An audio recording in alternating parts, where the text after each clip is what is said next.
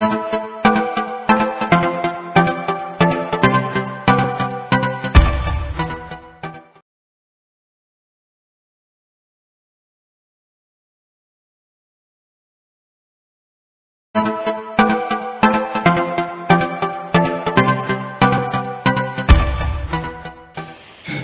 you very much for inviting me over here. I didn't quite know what to expect.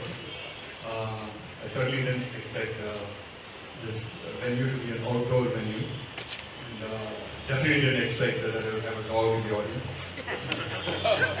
Very nice to have unusual kind of audiences. I hope everyone likes it. Okay. So, when he's trying to fix that lapel mic, I think I prefer to use that so that I can use my hands to gesture and show you some stuff. People in the back, can you hear me? Yes. Okay. Very good. So, can we bring up my presentation? Yeah, okay, so while it's coming up, let me just tell you a little bit about myself. As I got introduced, my name is Raj. I don't really have a last name. My first name is Raj Gopal. And those of you who are from the south, especially if you're Tamilian, which I am, you know that we generally don't tend to have a last name. So I'm R. Raj Gopal actually, but I live in the United States now, and there they insist on everybody having a last name. If you don't have a last name, you can't get a passport, for example, right? I mean, you can't fly an airline and so on. So I invented this last name. This is my dad's first name, Raghunathan. So I go by Raj Raghunathan now, and whenever I publish a paper now, I'm a professor, so we publish papers. My father gets the credit actually, because it goes as Raghunathan rather than my name. So my father is actually very happy with this turn of events. I've been at the University of Texas for about 15 years now as a professor. I graduated from NYU, PhD, and anyway, so I graduated from IIM in 1992 and from BITS Pilani. Any BITS here? All right. Which year you passed out? I graduated in 1989. I was 75 by 75. Very good. Okay, great. So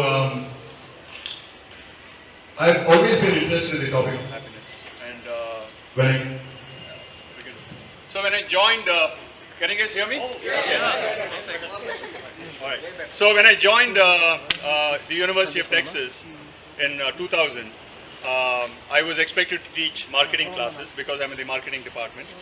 I got my PhD in marketing. I started teaching a course called Consumer Behavior, which has to do with consumer decision making and so on. But in 2006, something happened. I brought a bunch of MBAs from the United States to India, and I met my IIM Cal batchmates. It had been about 15 years since they graduated from IIM, and many of them had reached senior positions. And I noticed something very interesting. Give this a try now. Okay. So I noticed something very interesting among my IIM colleagues. Two things actually. One was very little correlation between academic success and career success. Right? The people who were on the toppers list were not necessarily the CEOs and stuff like that. In fact, a lot of the people at the bottom were the bosses of the people who were top. Right? So they talk about emotional intelligence and IQ and how emotional intelligence is much more important for career success than IQ is and grades are. Okay, so that I saw. The second thing actually was even more important for me, had a bigger impact on me, which is that career success does not mean that you're going to be happy. Right? Career success does not translate into what I might call life success. So the people who are actually earning a lot of bucks, were high up, had positions of authority and power, etc., had dark circles under their eyes. They couldn't hold a conversation. They couldn't hang out with me and get drunk at 3 a.m. Right? I mean, they had to go back home, which to me is a yardstick for figuring out if you're happy. Right? They were willing to hang out. So they were constantly distracted, fragmented, looking at their cell phones all the time and not able to hold a conversation and so on. So I went back to my university and I proposed to my dean that I teach a class on what it takes to lead a happy and fulfilling life. It's not as if I'm an expert in this topic, but I told them that I want to give an opportunity to the students to talk about this important topic. And nobody that I've met has ever questioned the importance of this topic. In our own way, we all seek happiness, right? Usually it's with some religious guru or family functions or maybe close friends. you don't get an opportunity to talk about this really important topic in an academic setting with your colleagues, with your, with your classmates. So I said I want to give the students an opportunity to talk about it. And my dean said, well, these are MBA students, right? They're not interested in happiness, they're interested in making money. I said, maybe that's true, but let's give it a try, right? So I put the syllabus together, and I floated the course, and it turned out that every time I've taught the course, now I've taught it for 5 years, over 13 times, across various universities, including the Indian School of Business here. I've always had a waiting list for my class. So it seems like even though these are MBAs, supposedly the mercenary types, they're very interested in the topic of happiness. So over the time of 5 years of teaching the class, I put my class notes together, and now I'm writing a book on the topic, even though I did not intend to start out doing this. So I do want to mention that happiness is such a big topic that it covers so many different areas which are very diverse. Obviously psychology, also philosophy, but maybe even spirituality. Anything and everything that you do in life could have an impact on your happiness. And so it's a very broad topic. I don't claim to be an all-knowing expert. So in America I say this, that even though I'm Indian, I'm not a guru, right? Which they find to be funny. You guys apparently don't. But anyway, so all I want to say is that I'm very interested in the topic, deeply interested in the topic. I'd love to hear your opinions about it.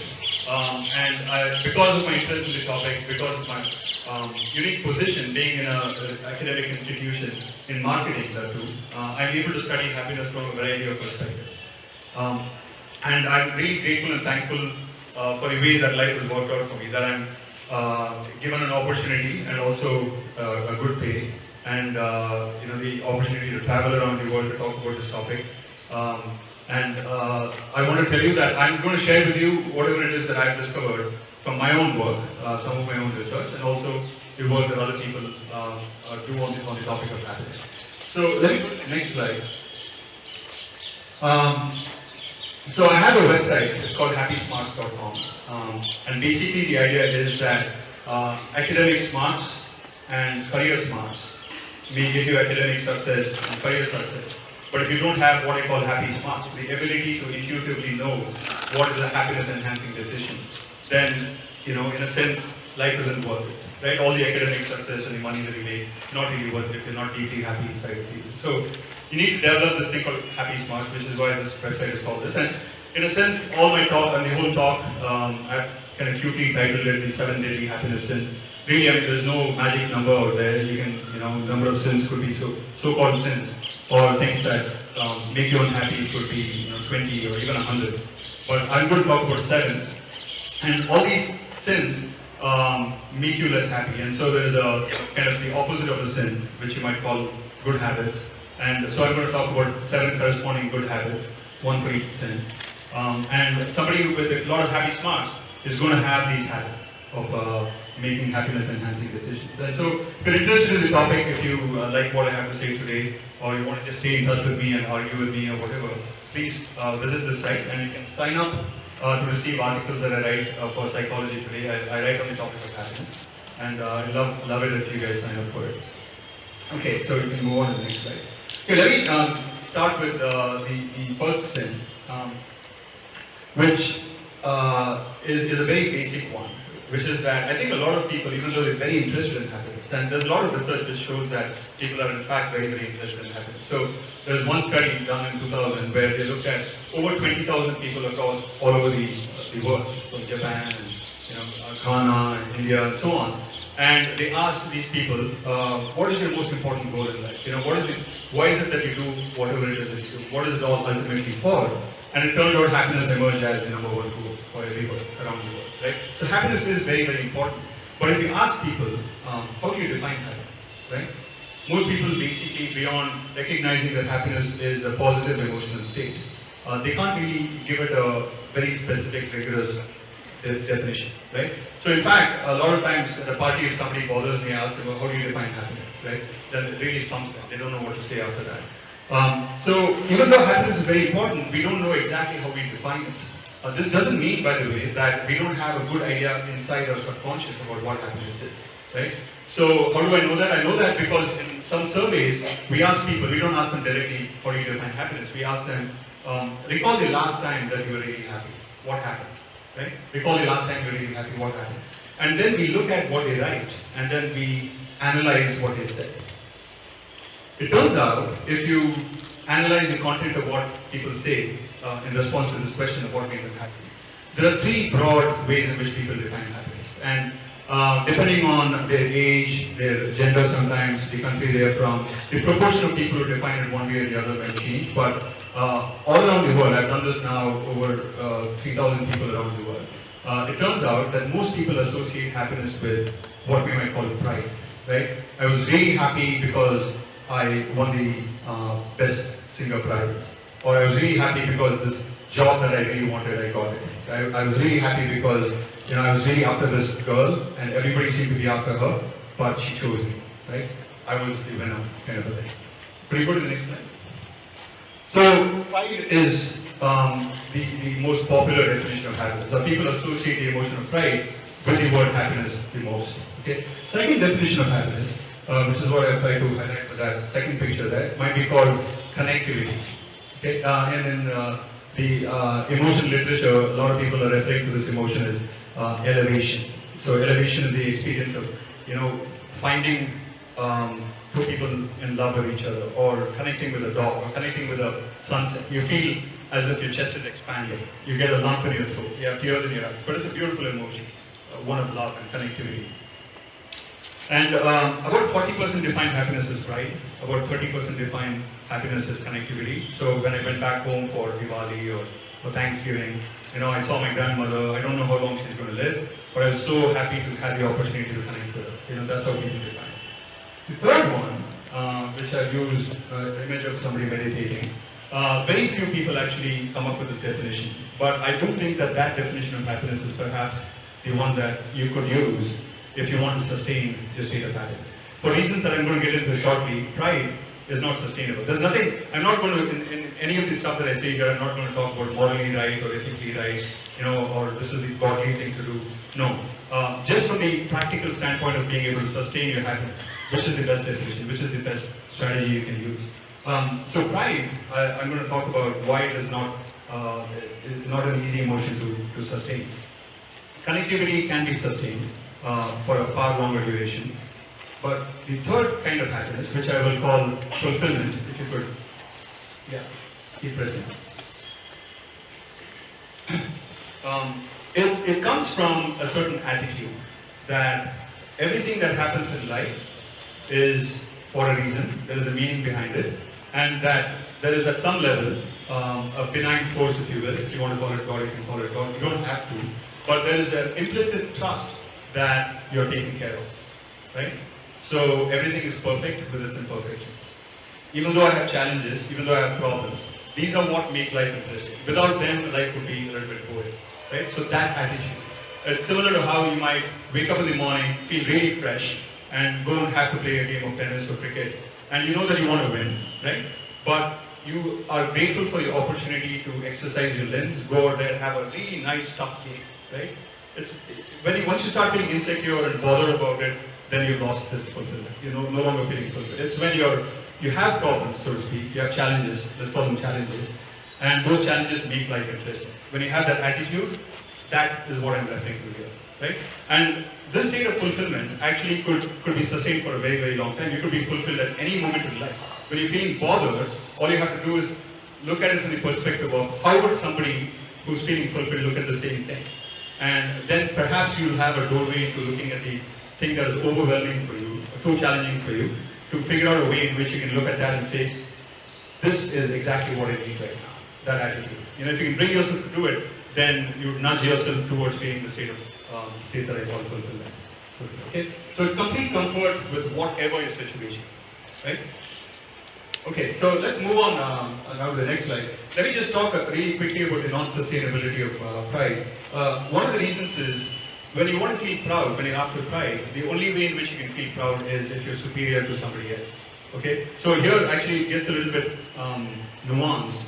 So you can feel pride, what's called interpersonal pride, when you feel superior to somebody else, or you can feel intrapersonal pride when you feel that you've done something that was better than what you were capable of earlier. So let me put aside the intrapersonal pride where you've achieved something that you weren't able to in the past. Okay? That, it turns out, is actually not such a bad thing. But usually when people refer to pride, they're referring to interpersonal pride. You know, I'm richer than that guy, or I got this job that he did not get, and so on. And that pride you can't feel unless you are evaluating yourself in comparison to another person on some extrinsic dimension such as money or beauty or fame or power, control, etc. And what happens when you do that is that you get adapted to things, right? We all know that, you know, even the richest man in the world wants more money, right? There's a reason for it, because you get adapted to higher and higher levels of these external stimuli, and there is no end to it, right?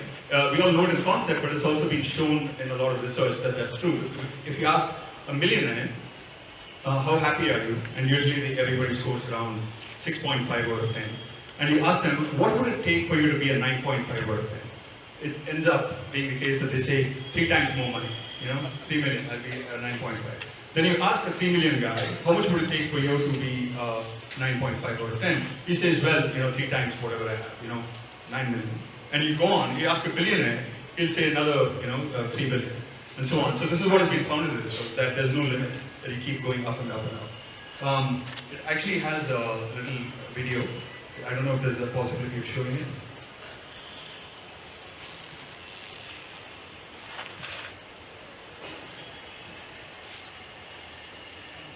Yeah, either that or you want to No, just that top one. Okay, alright, pretty good. Okay, the second reason why pride is not sustainable is because the only person who can really afford to feel legitimately proud is the number one guy, right? Roger Federer when he was number one in tennis. But if you look at the interviews of Roger Federer, or now Djokovic, I guess, is number one. Look at the number one team. Look at Dhoni. Poor guy, he's graying so much, right? Even though he's won the World Cup and he's done everything, you know, the best Indian captain ever. You can't feel reassured for the rest of your life, you know? Partly because number 2 and number 3 are snapping away at your heels, right? They want to replace. And you get adapted to it, which I already talked about. So there's no rest, so to speak, when you're chasing pride. When you chase pride, you are technically, in a lot of research, they call these kind of people materialistic people, because they're after materialistic yardsticks. And that's what I try to represent there, the picture at the bottom, that you surround yourself with other materialistic people. I've used the picture of vultures. Birds of a feather flock together, you've heard the saying. So you end up associating with other people who are also into chasing money, fame, power. And if you go to a party hosted by one of these guys, it's very boring, right? Everyone's talking about last time we went to Italy for a vacation, or you should see my new car, and so on and so forth. They don't talk about things that make you feel good, right? They talk about things that bring up this issue of superiority over other people and so on. And the last thing there has to do with this idea that it's almost karmic, right? So when you're chasing materialistic things, you end up stepping on other people's toes on the way to your accomplishments and your glory. And so it ends up being the case that you ruffle a lot of feathers. A lot of people are upset with you, and they end up wanting to take revenge on you. So chasing pride is not a good thing if you want to sustain it. Now, go on to the next slide, please. So here's the first habit. So you want to step away from pride, but most of us are so conditioned to seeking pride. I was just told on the way here that this is a unique school where it doesn't emphasize competitiveness. Even on the sports day or whatever that everybody runs, the first person is not picked out to be a special guy or whatever. That's great in some ways, I think. I don't know if it gets rid of this problem of seeking superiority and seeking pride, but it definitely mitigates it, I think.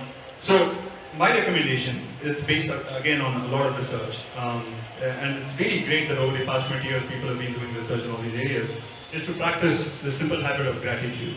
So essentially what it involves is taking some time every day, maybe 10 minutes, and you could do it early in the morning, and you can do it basically any time.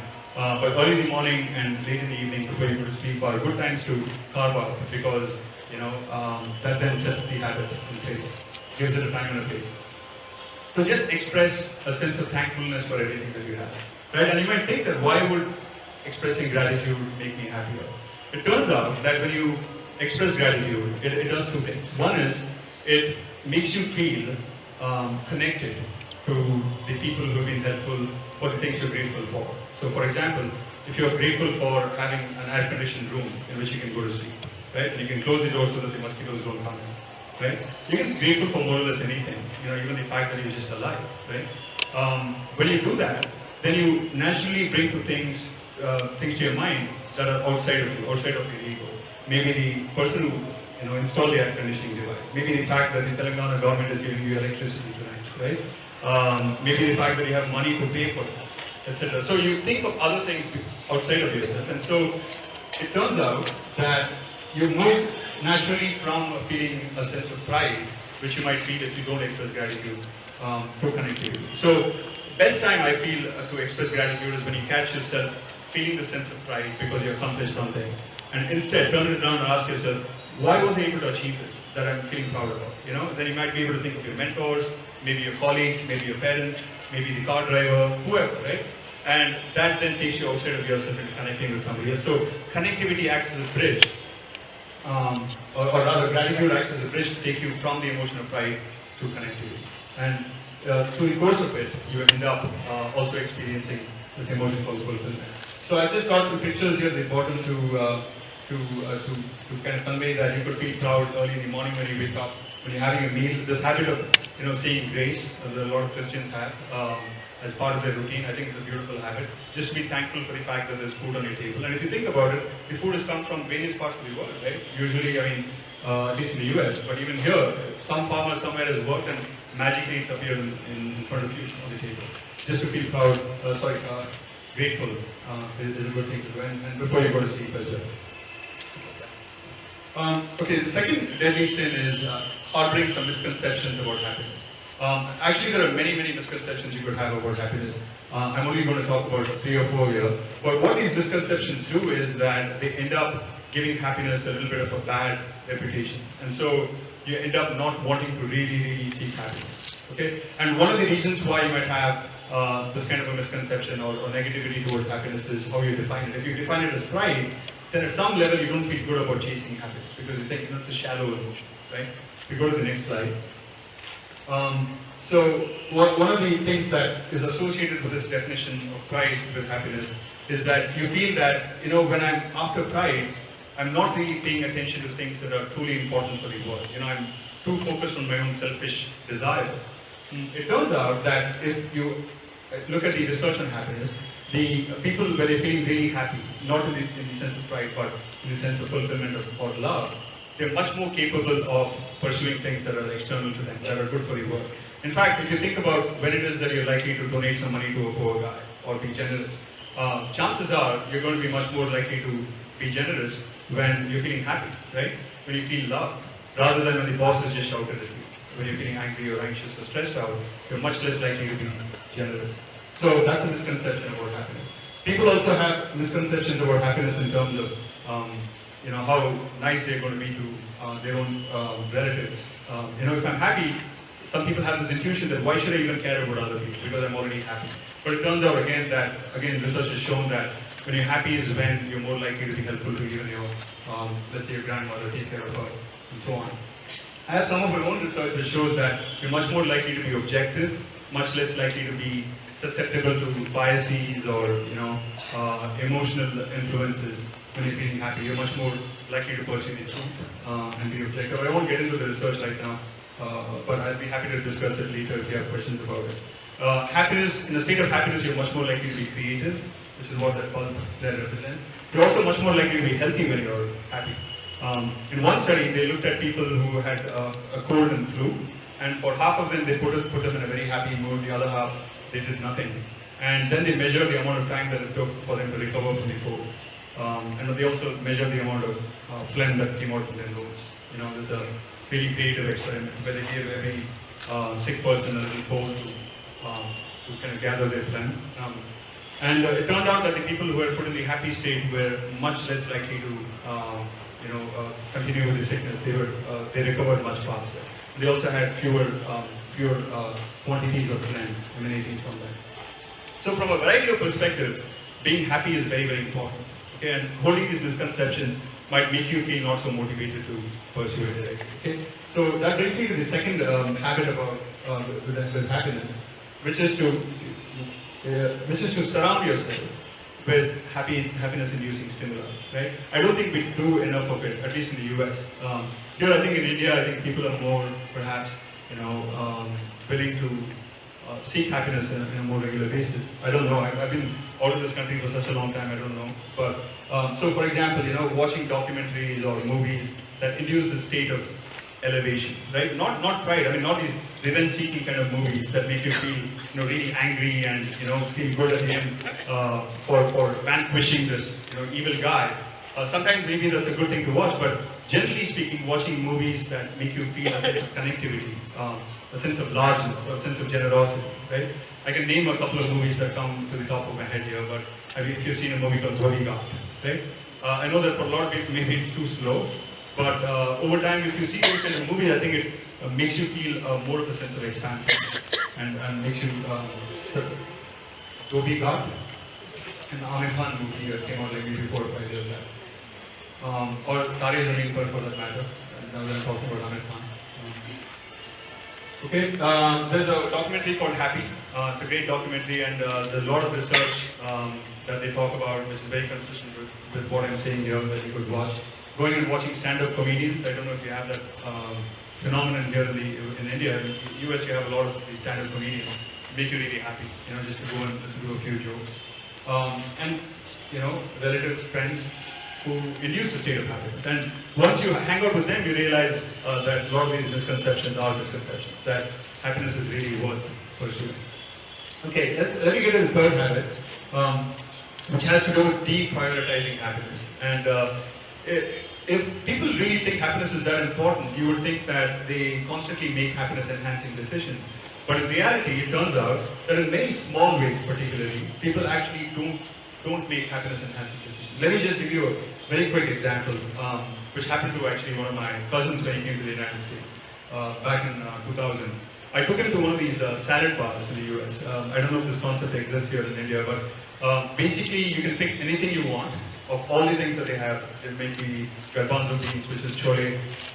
There could be lettuce and carrots and grilled chicken, salmon, fish, etc. You put everything that you want on your plate, and then you go to the counter, to the cashier, and he or she will weigh your plate. Let's say that it's 250 grams. Then you pay by the gram, by the kilo, right? In the US, they measure it in pounds, so it might be $7 a pound or something like that. Okay, so my cousin looked at the salad bar, and it was new to him, and he said, so whatever I put on my plate, basically they're going to weigh it and they're going to charge me? I said, yeah. So he said, so if I put grilled chicken or this chole, it doesn't matter? So I said, no, it doesn't matter. Whatever you want to put, you can put on your plate, you're going to pay by the pound. So then he said, so why would anybody choose anything other than grilled chicken? So I said, yeah, go for it, if that's what you want, go for it. He said, yeah. Then he said, but I don't really like the taste of grilled chicken. So I prefer it fried. Grilled is like not really masaledar, I mean, it's not really going to pander to my baser instincts. I like chole much better than I like grilled chicken. So I said, okay, then put chole on your plate.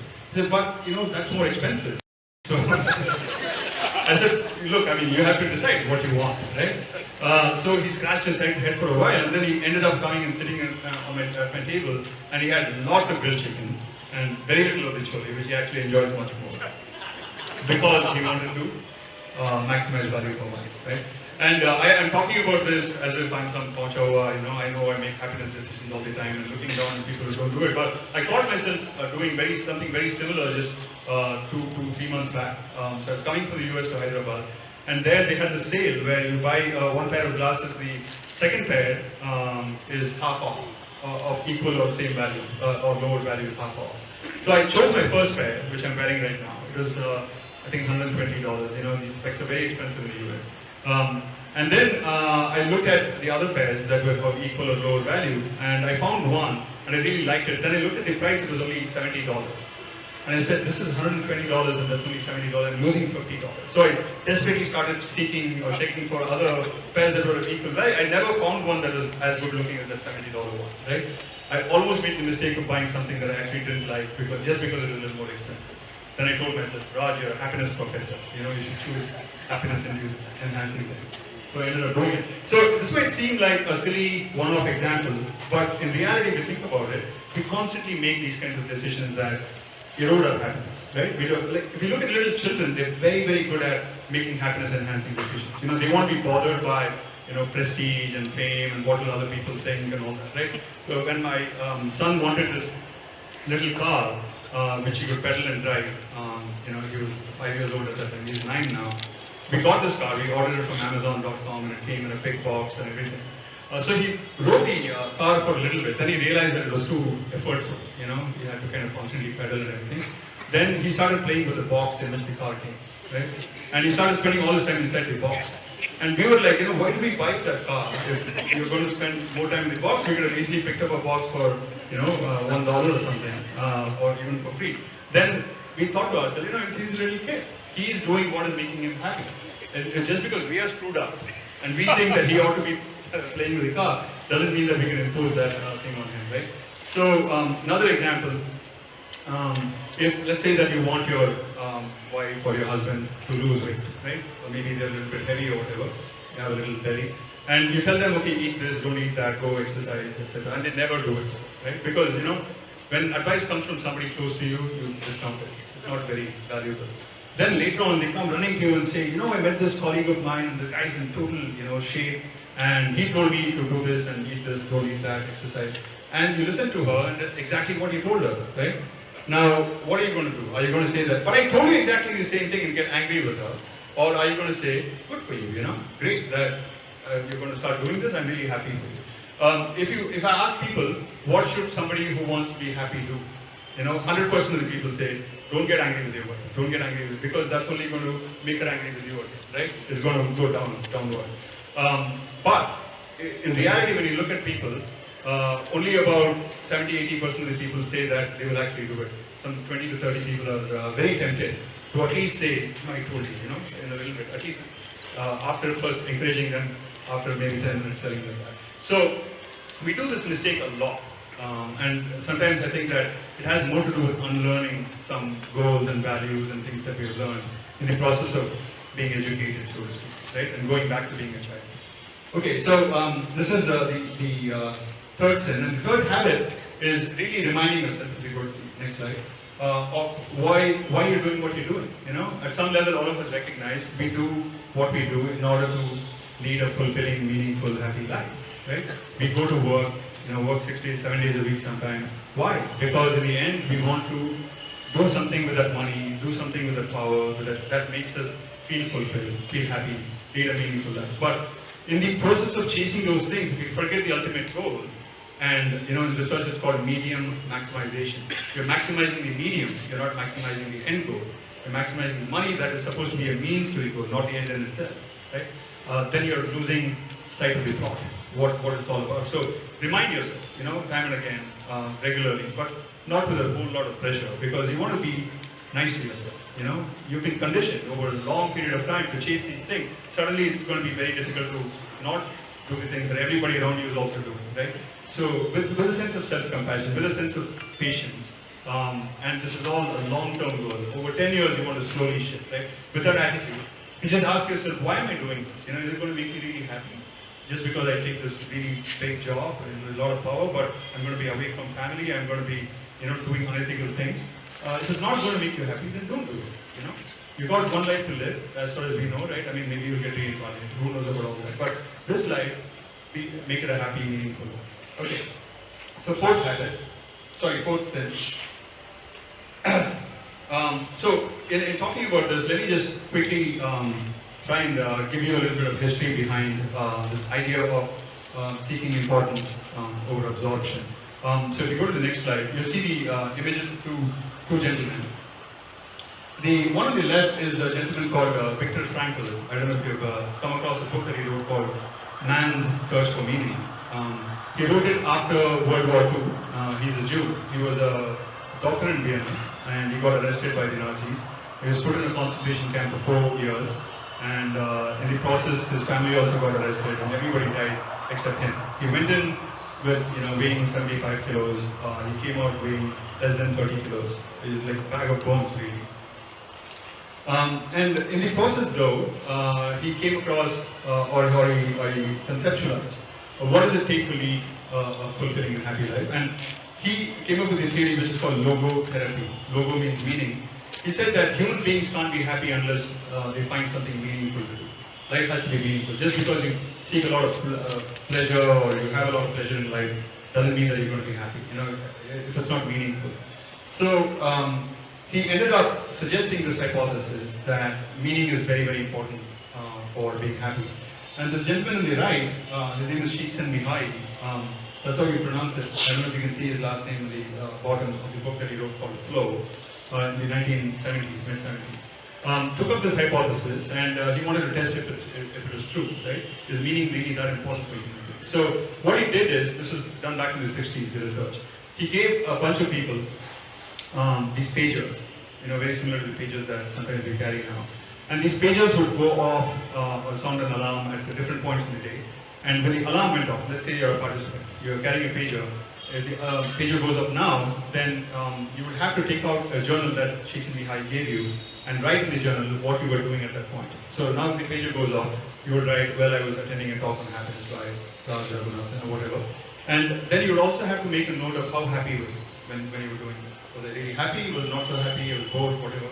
Write all that. And then he collected all these journals from all the participants. There were like in the first study about 800 participants. And they kept the journal for 2 months, right?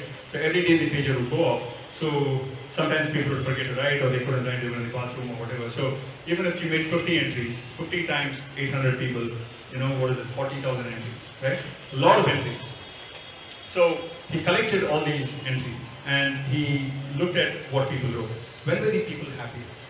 That's what he wanted to find out. When are people happiest? And is meaning very important to them? And it turned out that people are happiest when they are engaged in activities that he later called flow activities. Okay? So let me just talk a little bit about the characteristics of flow activities. So I've tried to represent them through pictures. The first picture is represents this idea that when you're engaged in a flow activity, time seems to stop. Okay? And in a sense, there's a paradoxical perception of time. On the one hand, time seems to go really slow while the activity is going on. But once the activity is over, it seems like time passed really fast. Okay? So there's a dual, paradoxical, almost mutually exclusive perception of time. So imagine that you're playing tennis against somebody, right? Or you're writing a book, or you're climbing a rock face, or you're having a picnic, etc. While the activity is going on, it seems like time really has slowed down, right? If you're in flow when you're playing tennis, it seems like you can observe the ball coming at you in slow motion. You can almost see each strand of fur on the ball, right? And you're hitting the ball. So you feel like you have a lot of time to really do that activity well, because time seems to slow down. But when the activity is over, and you played this match against somebody when you're playing tennis, it seems like, oh my goodness, 3 hours passed, I don't even feel hungry, or I missed my lunch, I missed my meeting, etc. So I'm sure that everybody here has at some point or the other experienced a flow activity. And that's the beautiful thing about flow, is that it's not an esoteric, elitist, only a few people get to experience it kind of a thing. Everybody has experienced flow in one activity or the other. If I just do a quiz here, I'm sure that you can, tell me about the kind of flow activities that you had. Maybe it was when you were attending a music concert, maybe it was when you were cooking, right? Different people find flow in different things, okay? And it was when you were experiencing flow that you felt the happiest. You felt it was the most meaningful. And so, in a sense, Mihai confirmed what Viktor Frankl had earlier proposed. Here's the second characteristic of flow, and actually the picture on the lower left should have an X on it, or a cross on it, because that is the opposite of what that lady is going through there. That lady seems she's really self-conscious. She's observing what other people are thinking of her. When you're engaged in a flow activity, when you're experiencing flow, you don't have any self-consciousness. You don't have a judgment, a little voice in your head going, you're doing this great, or you're doing it badly. Everything that is you, all your capacities are completely absorbed in that activity. You're in the moment. You and the activity become one. Some people express it that way. When I was dancing, I was the dance, right? So there's no judgment going on when you're experiencing flow. And because of that, you have a single-minded focus on the next goal, right? So if you're climbing a rock face and you eventually want to have maybe a picnic with your friend or whatever, but when you're experiencing flow, you're not thinking about the picnic, right? Even if the thought of the picnic comes in your head, it quickly goes away because you're looking for the next crevice to hold on to, right? Or if your hands are wet, you're looking for the powder to dip your hands into so that you can make it dry and you can climb up the rock face. You're focused on the next mini goal at all times during the activity. You're process-oriented, you're not outcome-oriented. Okay, so that's the symptoms of flow. Go on to the next slide. So it's very, very influential, this concept of flow, when Csikszentmihalyi came out with it, and continues to be to this day. It's one of the grand theories out there on happiness. And you know, not only did he stop with identifying the state called flow, that it's important for finding something meaningful, important for happiness, but he also came up with the conditions under which you're likely to experience flow. And that's captured in this chart. Basically, you're most likely to experience flow when the amount of ability that you have for an activity is matched by the amount of ability that is required from you. So the amount of ability that you have is matched by the amount of ability required by you. That 45-degree line, which is that narrow range in which you can find flow. So imagine again, if you're playing tennis, you're a beginner, you're playing against a beginner, you're most likely to experience flow when you're playing against somebody who's at the same level. You know, actually just a little bit better than you, right? And good coaches are very good at this. You know, they play with a beginner as if they're a beginner themselves, right? They play with an intermediate person as if they're an intermediate. They'll draw you out, they'll make you stretch a little bit, like yoga, right? You find that position which is not uncomfortable, but it's not totally comfortable either, right? Just a little bit of a stretch. That is flow. So that is the condition under which you're likely to find yourself experiencing those characteristics of time slowing down, of being completely absorbed in the activity, of not having self-consciousness. So you can actually put yourself in flow many, many times if you want. You know, you watch a movie that is a little bit challenging, right? You take a course that is just a little bit beyond you. You learn a language that you know a little bit of, but not too much of, so that you can stretch and so on. Or you play against somebody in a game that stretches you. So by doing that, you're likely to experience flow and therefore find meaning and therefore find happiness. And so that's what he found. Okay.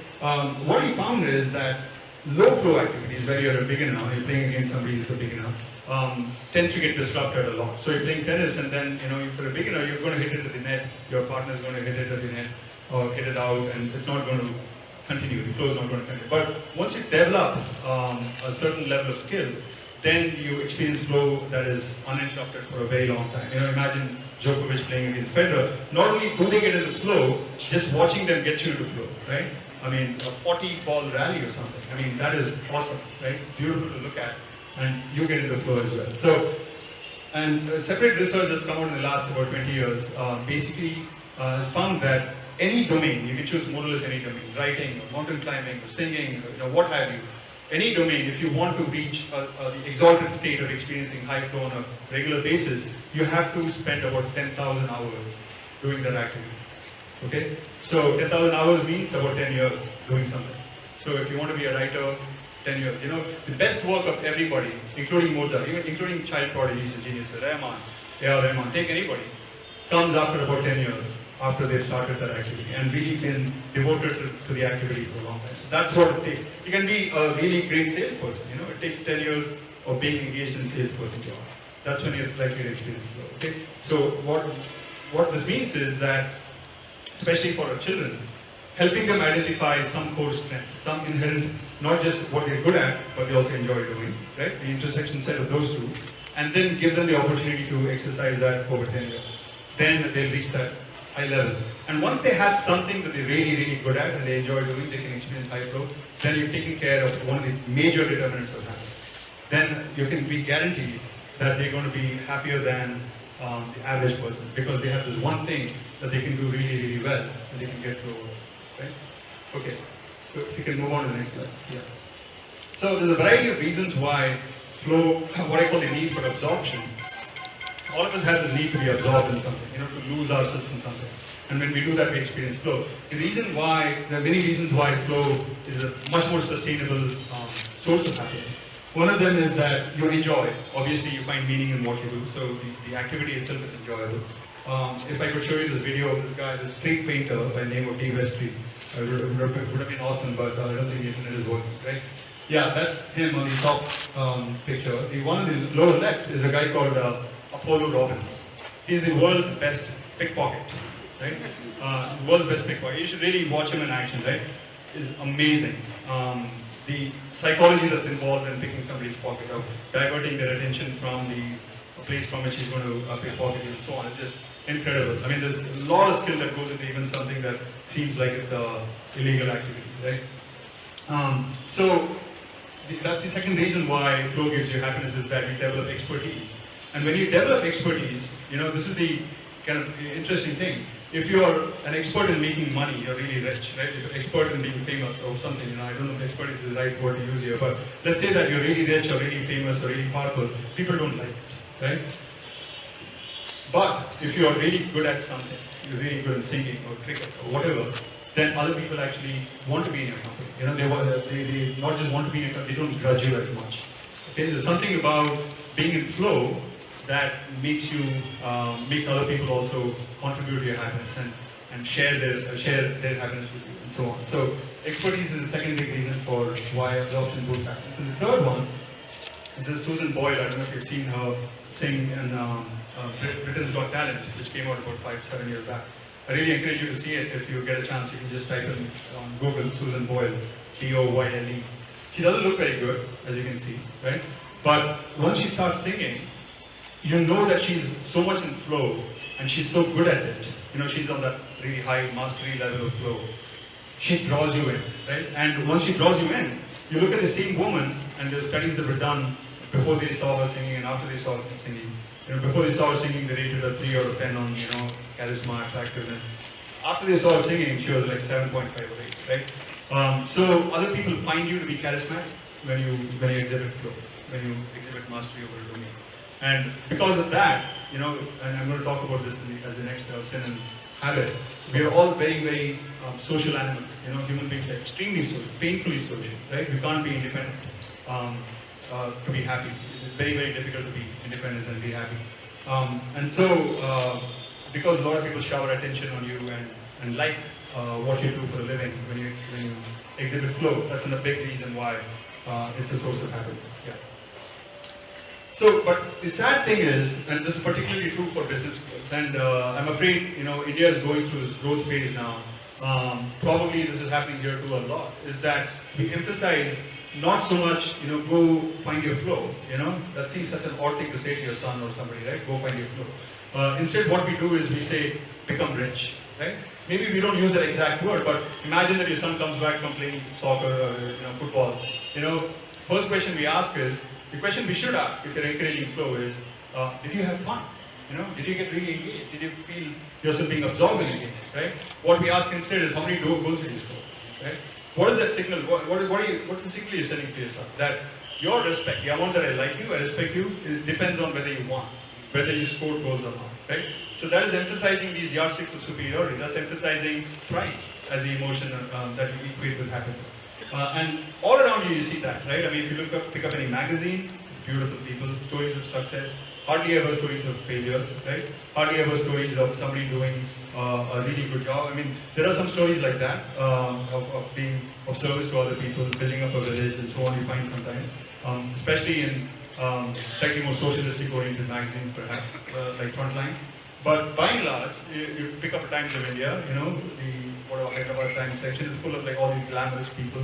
I mean, nothing wrong with it. Nice to be beautiful, right? Nice to look good or whatever. But if that's the message that you're getting all the time, constantly, then what is it doing to your underlying theories about what it takes to lead a happy life, right? Flow is out of the window now. I mean, it's more the superiority. So it becomes important to keep up with the Jonases, have a bigger house with a swimming pool, with 3 cars, right? And it's a never-ending thing. I mean, there's a beautiful book on this topic called Luxury Fever. There's a feverishness for luxury by an economist called Robert Frank. Take a look at it if you get a chance, right? People magazine, Stardust, etc. You see only this, right? The need for superiority is also manifested in one-upmanship. You go to a party, etc. There's always this little bit of, let me show you that I'm bigger than you, stronger than you. Even in something as non-egotistical as meditation or spirituality, right?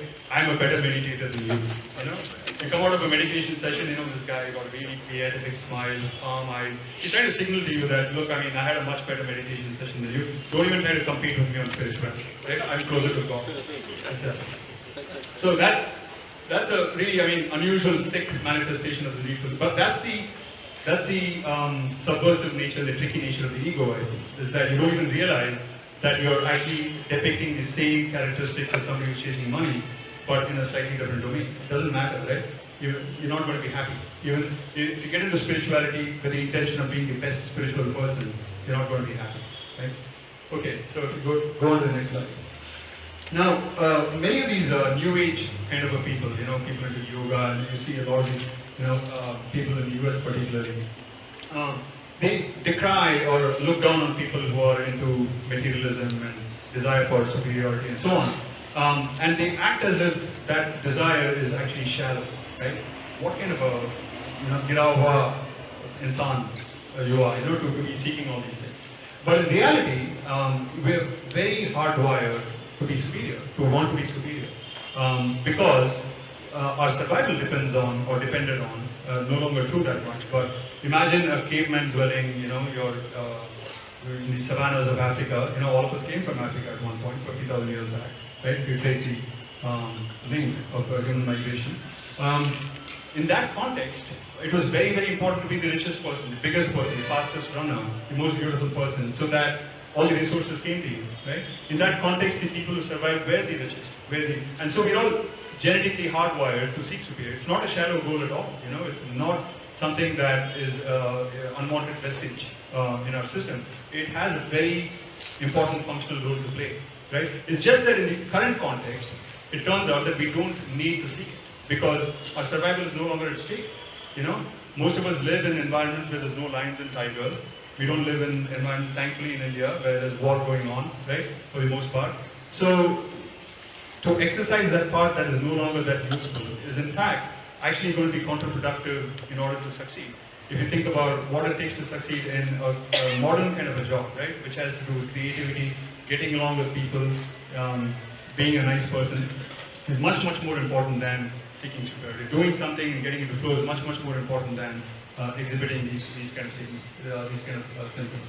The second reason why importance is so seductive is because the yardsticks for importance are like money and fame, number of Facebook followers you have, etc., are quantifiable. It turns out when something is quantifiable, you immediately want to seek that goal, right? Because you have a sense of progress. Okay, so there's this picture, I don't know if you've seen these pictures, only in India, only in US, they have these pictures, and only in the US, there's a picture of a guy who is, driven some 20 miles to go to a gym, right? It seems like from the picture, and he's going up a flight of escalators, right, to go into the gym so that he can go on the stair machine, right? So the escalators are taking him up to what he's going to do in the gym, which is walking on steps, right? So why? I mean, on the face of it, it seems like a stupid thing to do. He could have walked on the escalator or taken steps or stairs. But the reason is because when he goes on the escalator, he can actually measure how many steps he's got, right? And that's very important, very seductive to be able to measure, which is why money is very seductive too. You can watch your bank balance going up. Whereas if you're into flow, you don't know, how much was my flow better today than yesterday, how much flow have I accumulated, very difficult to quantify, and so it's not as seductive. And when you're rich, famous, etc., a lot of people shower love on you, right? Whenever you have power, they say power, there's nothing more intoxicating than power because you get a lot of love. And because you get a lot of love, you want to see it. So it's got its reasons for being seductive. But the problem is that even if it gives you happiness, it gives you pride in the short run, for the reasons that I talked about earlier, it undermines your happiness in the long run. So recognizing that this is part of your nature, that you want to seek this, but at the same time, consciously being aware of when it is that that part of you is being nurtured or being made more prominent is also very, very important, and to watch out for it, right? And replace this need with the need for flow becomes very important. Go to the next slide. So tips for overcoming importance trap, basically of not even recognizing that you're pursuing it.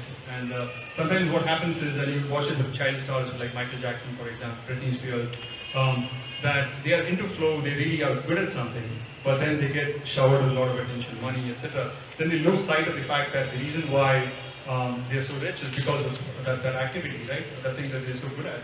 So I call it the importance trap. That the importance that is given to you traps you and takes you away, distracts you away from what you found to be so meaningful. And so people like Michael Jackson, I don't know if you know this, but he went beyond just taking sleeping pills to sleep. He had to take anesthetics to go to sleep. This is the stuff that we take to get operated on, right? He used to take anesthetics to go to sleep. Okay? That's how much tension he had in his head. Britney Spears, who tried to commit suicide. All these child stars, it's really, I mean, in the US it happens much more. It's very, very sad that they take these unformed, immature people at a very young age who don't have perspective on things and shower so much attention and money and richness on them, they completely lose perspective, right?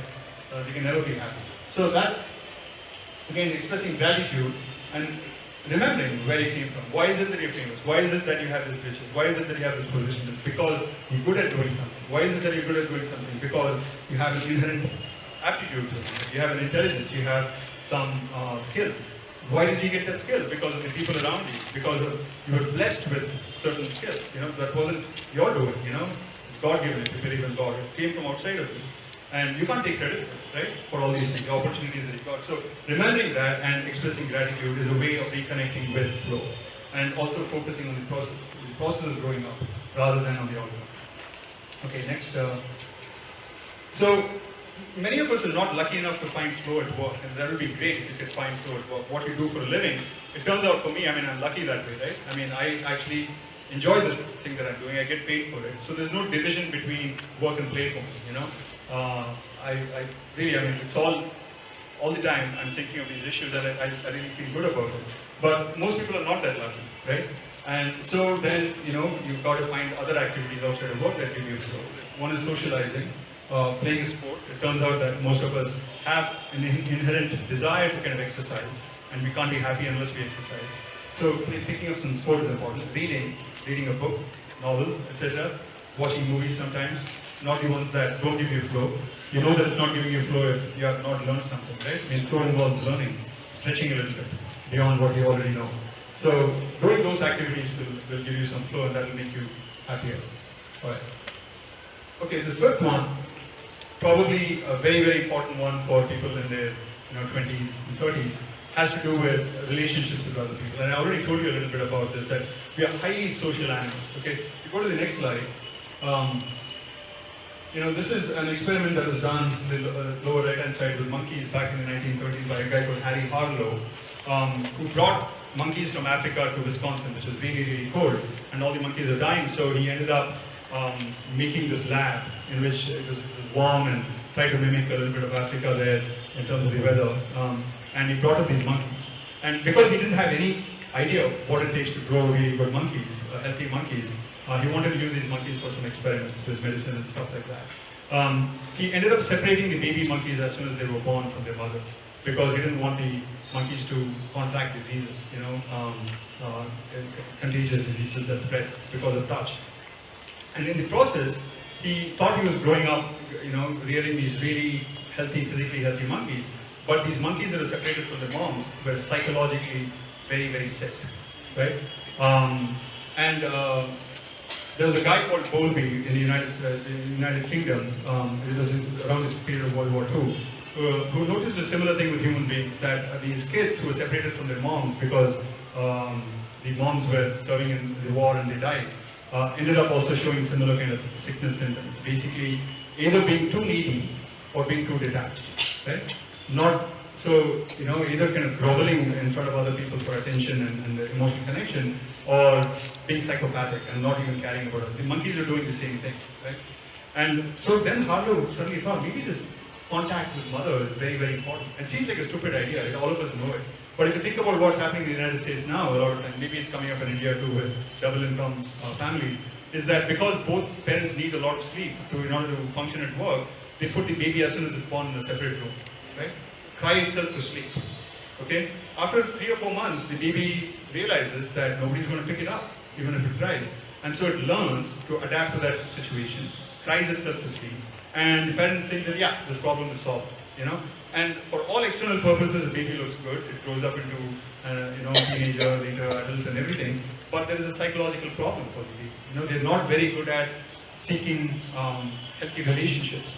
So you see a lot of shootings in schools, for example, right? I don't know if there's a direct connection between how they were reared and how they ended up, but his experiments would suggest that there is, right? So what he did is, in later studies, he took the baby monkeys away from their mothers. Then he had 2 surrogate mothers, both of which are inanimate. They are not real monkeys. They look like monkeys, but they were made out of inanimate materials. One of these monkeys was made out of really prickly wire. right? So as soon as the monkey touched that thing, it would break the monkey, it would hurt the monkey. But that monkey had a milk bottle, right? The other monkey was very soft to the touch. They had like cloth exterior. It was very soft to the touch, but it did not have any milk, right? So the idea was, would the monkey go towards the wild monkey which hurt it because it has milk, and milk is very important for survival, and develop an attachment towards that, or would it seek the comfort of this other monkey that was made of cloth? And it turned out that the monkey would spend only about, the small baby monkey would spend about 1 hour every day with the wild monkey, drink all the milk it could, then quickly go to the other monkey. If a new threatening monkey was introduced into the cage, it would immediately go and hug this cloth monkey, right? I mean, these are cruel experiments to do on a little baby monkey, but I think that in the end it showed that love is very, very important for these monkeys. And it turns out for human beings to be held. He called it contact comfort, contact comfort. Contact is very important. Being touched, being held, being hugged is very, very important for a baby to grow into a psychologically healthy human being. That shows the need to belong, the need to be connected, need to have interaction, a relationship with other people. Which is why love is one of our most cherished experiences, right? I mean, if you look at movies, 80% of the movies are about love. 80% of the books are about love. Universally, it's acknowledged as the single most cherished experience. The best time I ever had was being in love. And ironically, love is a non-egotistical emotion. If you think about it, when you're in love, you're willing to do anything, even including giving your life up for another person, right? And that is considered the most cherished, most valuable experience. Being isolated, particularly inside a jail cell, is the most horrible experience, horrific experience you can ever experience. Being confined solidly confined in a cell. That is, I won't get into that, but basically, I just wanted to give you a background for how important this connectivity is. Now, let me go on to the next slide. Because this sense of connectivity is important, what happens is most of us become very desperate for other people to love us, for other people to give us attention, right? And if you've ever been in the situation where you really, really wanted somebody's attention and constantly calling them or looking out for signs from them, you know that the other person doesn't find that attractive, right? In fact, the friend approaches you and tells you that, 3 days I've been trying to call her, I've been chasing her, I've given her love notes and etc. She doesn't even turn to look at me. What should I do, right? You'll probably say, forget her, give her some space, right? But when it comes to you, you normally can't do it because you're so obsessed with that person. You want to, you become needy, right? You've seen Fatal Attraction, that's the picture on the lower left-hand side. What happens when you're needy is that you usually don't get your love reciprocated. And that's actually a good thing. Because the alternative is, if your love is reciprocated, it's reciprocated by somebody who's suffering from something called narcissism, right? Superior, a sense of, big self-importance. So if you've seen that movie, Michael Douglas plays the role of the narcissist. And that's Glenn Close, who's the person who's very needy. And it ends up turning out to be a very, very nasty relationship between the two of them. It's a great movie. The biggest reason perhaps why being needy is not a good thing for happiness is because the story you tell yourself, right? So everything that I've talked about so far as a determinant of happiness, if you think about, need for absorption, defining happiness as fulfillment, etc. The reason why it makes you happy is because it goes through one box in front of happiness before it goes to happiness. All these reasons make you feel good about yourself, make you feel respect for yourself, a high positive self-regard, as some psychologists call it. When you are needy, you have very low positive self-regard. You tell yourself the story that I'm incomplete, I'm ugly, nobody wants me, right? And that's not a good story to tell yourself if you want to be happy. Okay? All right, let's go to the next one. So, this is probably not that pertinent for a lot of Indians, but the United States, in particular Texas, suffers from this idea that, and I think that part of it can be traced back to Ayn Rand, if you've read her books, Fountainhead, etc., on this idea that I can be an island, I don't need anybody else for my happiness, okay? I'm self-sufficient. It's a great story to tell yourself. The problem is it's not true, right? It never was true. You needed other people from the time you were born. Human beings have the largest, longest gestation period of any animal, right? We couldn't have survived. A baby that's closed inside without human contact, but is given food in order to physically sustain itself, can't even see, right? The idea of seeing is not merely physiological phenomenon, it's a psychological phenomenon, right? You need to be educated to see. Otherwise, I mean, this thing that looks like a tree right now, objectively looks like a tree, is because I've been educated to look at it a certain way. So nothing develops for a human baby without support and nurturance, right? So this idea that we're independent is a complete myth, not just as babies, but even as adult human beings. And so, if you tell yourself the story that you can go it alone, as it's called in the US, which is a lot of songs have to do with this theme that, it usually comes from feeling so rejected by society that you feel like, screw you, I'm going to go alone. So there's already a little bit of sickness in that idea. You can't be happy because of it. You distance yourself from other people. And the story you're telling yourself at some level, even if you don't recognize it, is that I'm known, right? That other people and me, we don't have a connection. The universe is outside of me. I'm something external. I'm an alien that's emerged from nowhere, right? I've been put on this universe, and that's not a good story to tell yourself. Okay. So I know that I've taken a lot of time, and I apologize. So I have a couple of more things to cover. Ajay, could you tell me how much more time I could go on for? Go on. No one seems to worry. Okay. Okay. There is a flow. Okay, good. So let's go on to the next one. So this is the habit. The sin is to either go it alone or to be needy. And the habit is, rather than focusing on yourself, and poor me, I don't have connectivity, I don't have love, I don't have attention, let me get it, let me grab it. Instead, to think about it from an inside-out perspective. If you're feeling like that, maybe everyone else is, right? And therefore, why not cater to their sense of neediness, their sense of belonging, right? And so the need to love as opposed to the need to be loved. Right? If you focus on it, it turns out that all of us have a really deep desire to nurture. Which is why when you look at a cute little dog or a puppy or a baby, right? You feel like, this phenomenon is called cute aggression. I don't know if you actually have ever exhibited it, which is like feeling like pinching somebody's, little baby's cheeks. So much so that the baby cries actually, right? Or trying, almost like eating that puppy up, right?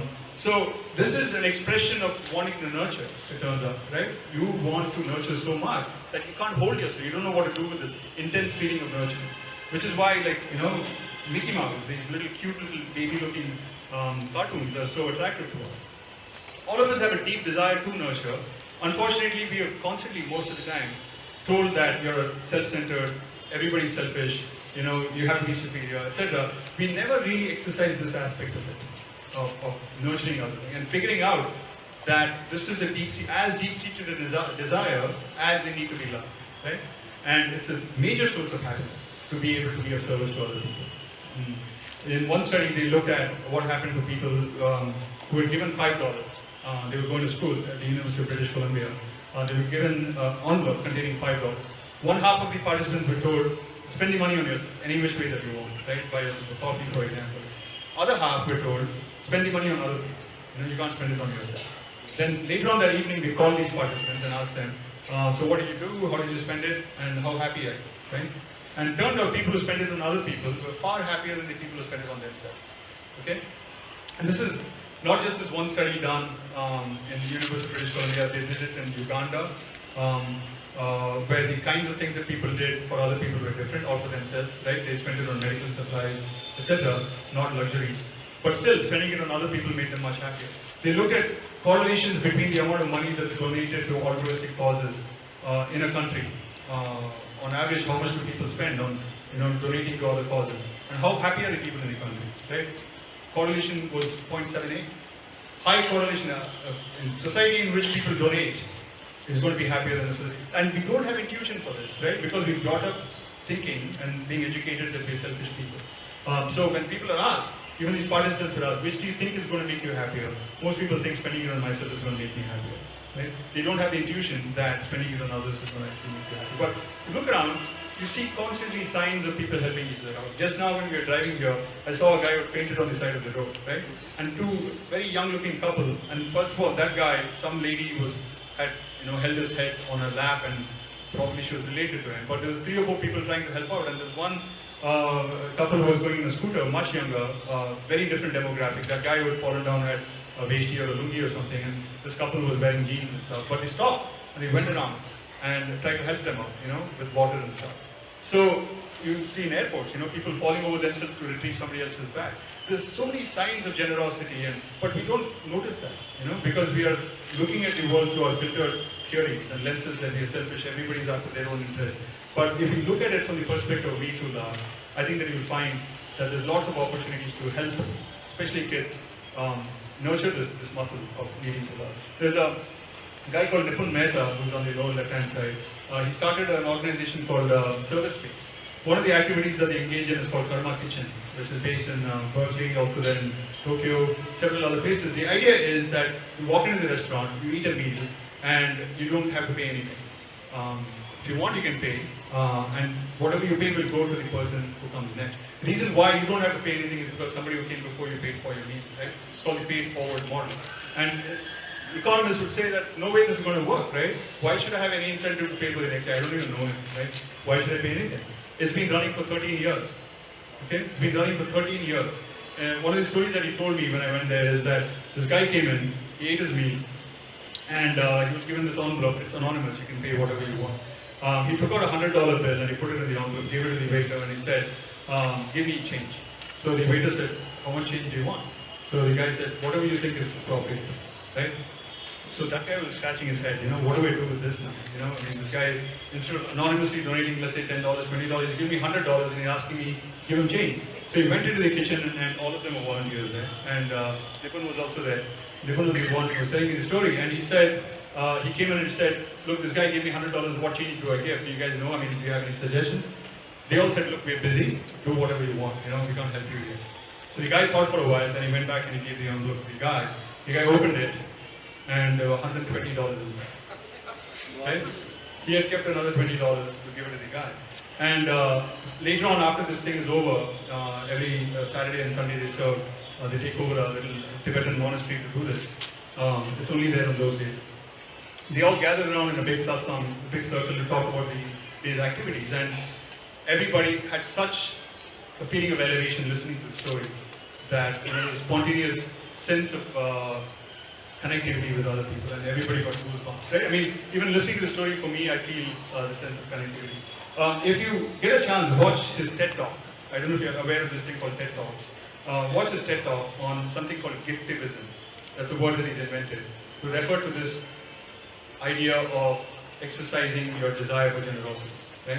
And what are the ways in which it transforms you when you exercise this muscle of being generous. Even animals have it, right? That's a really great video of a friendship between an elephant and a dog. If you get a chance, you can Google it, best friends, elephant and dog, and take a look at it. It's just awesome. Okay, we can move on.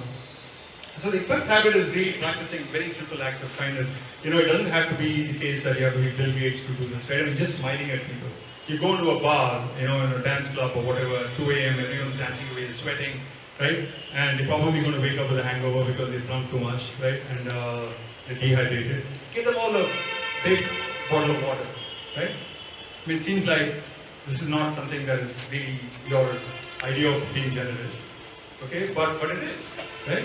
Or if you go to a restaurant and you order a lot of food and you don't know what to do with the food that maybe this is not such a big problem in India. In the US, 40% of all food goes waste.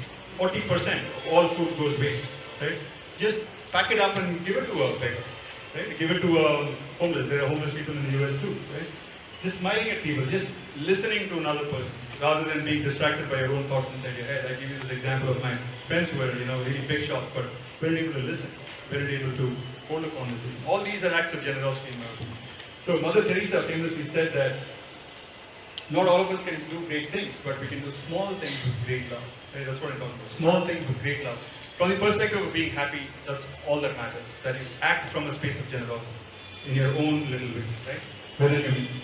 Okay. And the other thing that's important there that I'll just quickly mention is act without expecting to feel happy. Because once you start saying that, okay, I'm going to do this because I heard that it's going to make me feel happy, you won't be happy. Okay.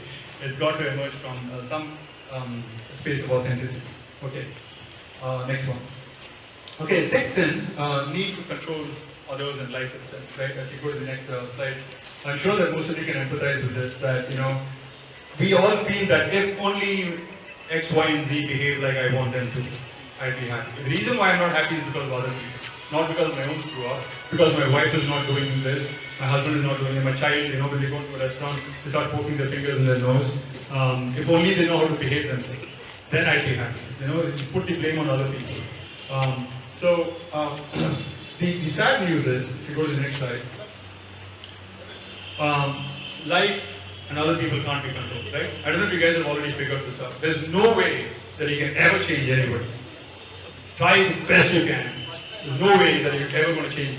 Only way in which other people will change is they themselves want to change. Right? I don't know if you've found this out. Maybe, correct me if somebody has an example where you ask somebody to do something and they totally change. Okay? It's like Donald Trump's hair, right? He can do his best. I don't know if you know this character. He's in my opinion, a bit of a joker, but he's a very, very rich guy. But his hair, famously, can never be controlled. Right? So that's how his hair looks. One of the reasons why controlling other people is not a good thing to do for happiness is because when you try to control other people, they end up getting mad at you. They won't love you back. They won't, first of all, give you the pleasure of being controlled by you. But even if they do, they'll turn passive aggressive, it's called, right? On the face of it, it looks like they're doing what you want them to do, but internally they're simmering and they take it out on you one way or the other. So it becomes a tightrope, as the figure shows, between controlling other people and getting their love. You can't have both. You can either control them, you can control somebody through money, power, your rickshaw driver, your cook, but you won't get their love back, right? So, but because we seek to be loved, because belongingness is so important, connectivity is so important, seeking control over other people is not a good idea. Or even if you do control other people, you'll be surrounded by sycophants, right? People, yes men, who lick your boots. But being surrounded by those kind of people is not good in the long run for taking good decisions, because they're basically echoing whatever it is that you want to hear, and they're not adding anything to the picture. More on the next slide. So the sixth habit is kind of turning the whole thing of control inward and saying that I'm going to take control of my own emotions. Right? I'm going to take personal responsibility for my habits. I'm never ever going to blame other people for my internal state of habits. Okay? Doesn't mean that just because you say it, you're going to be able to achieve it, right? But as human beings, we have the unique capability of actually being able to achieve this. This is, I think, a beautiful gift, right? The reason why we can do this is because our emotions are a consequence of our attitudes and thought patterns. You could be in a jail cell like Nelson Mandela was, right? You could be on the cross like Jesus Christ was, right?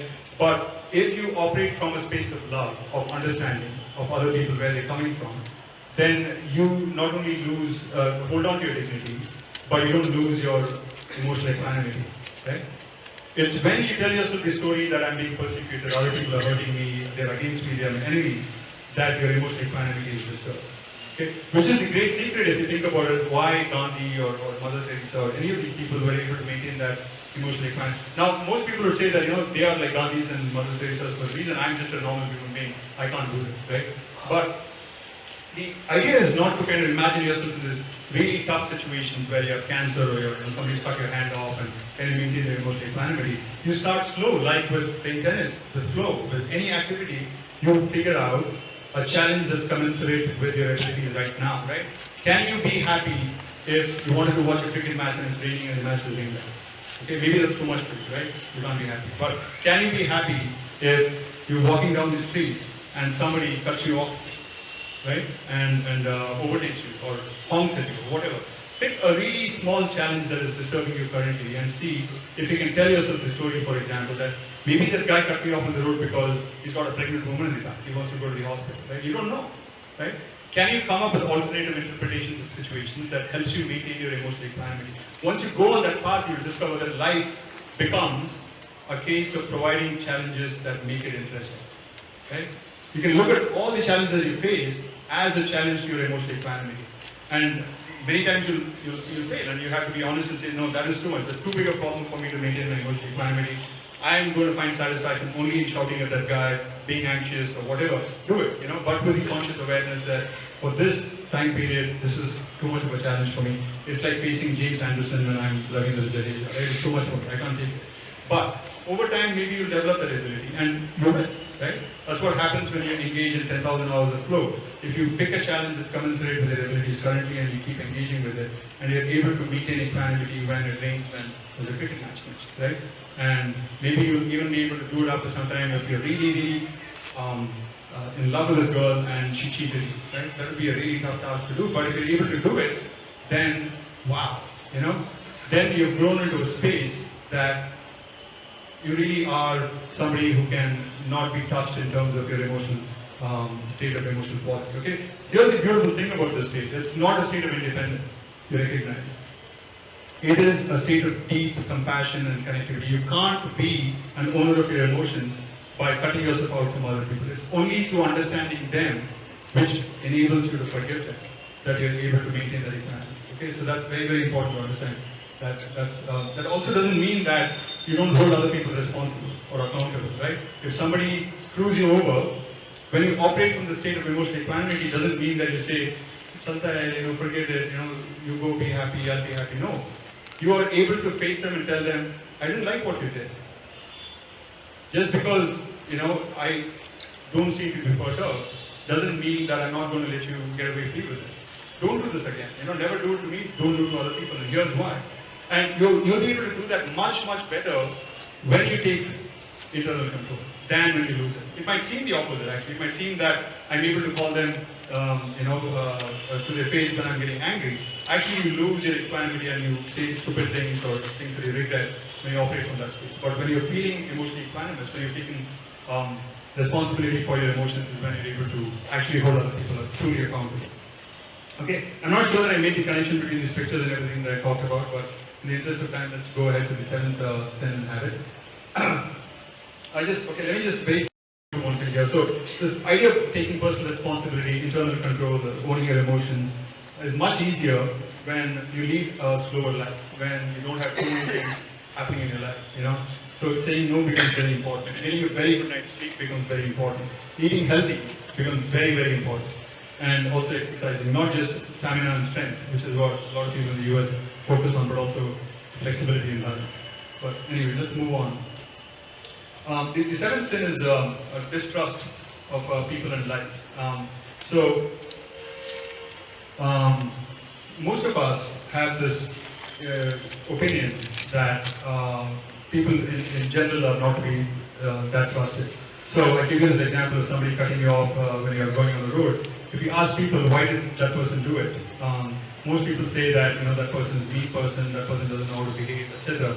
But if you give them another example, that you're going on the road and suddenly somebody stopped and you were allowed to kind of get into their lane, why did that person do it? It turns out that many of us are not that magnanimous when it comes to interpreting positive things, okay?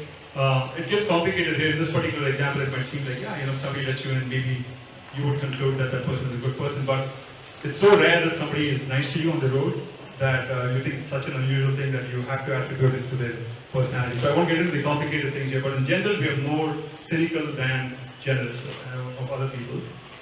To move on. That's the picture that we are cynical. And so what happens is we end up becoming closed in to other people and to life itself. Okay? This is what that picture on the top right is supposed to represent. This guy here in the bottom picture is a guy called John Harriwell, who works on the issues of trust. And what he's found is the single biggest determinant of the happiness of a country is how much people trust other people. So there is a question in the surveys that are sent out. Gallup collects these happiness surveys every 2 years around the world. One of the questions in that survey is, on average, I can trust the people with whom I have routine interactions. On average, I can trust the people with whom I have routine interactions. These are your neighbors, your driver, maybe your grocery store, nearby mom and pop store, etc. The happiness of a country is very highly correlated with the amount of trust you have in other people. And it makes sense, right? You go to the next slide. If you don't trust your neighbors, for example, right? Or you don't trust your judiciary system, we don't usually trust our politicians for the most part, right? When you don't have trust, don't trust your police, for example, you have to be vigilant, right? If you are getting into a relation or contract with business, dealing with your car dealer, for example, right?